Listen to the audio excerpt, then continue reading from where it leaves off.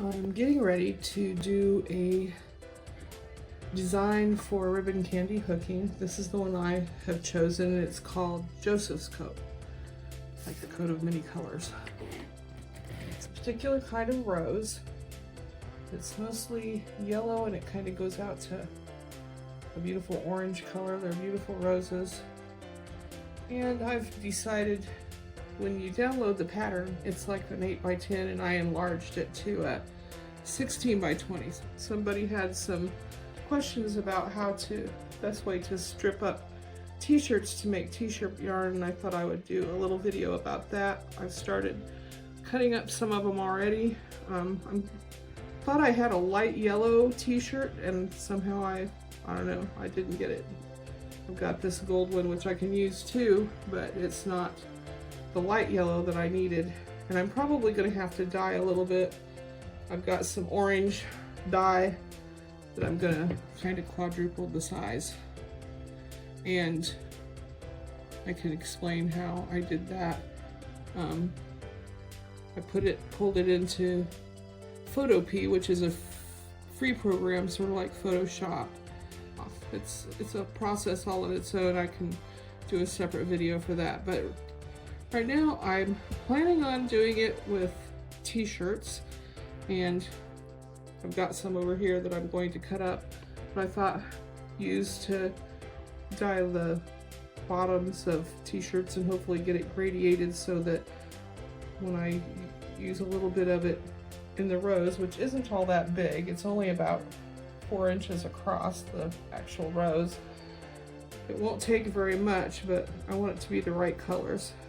I'm definitely going to keep all the black lines, and I kind of want to make it look like a playing card. I really got inspired by that, so I'll talk about the process of transferring this onto I'm going to use monk's cloth. I use the same method that Deanna does. I use the fiber tape to do that. So I'll put some fiber tape over this, trace it, and then put it over the monk's cloth and trace it off that way.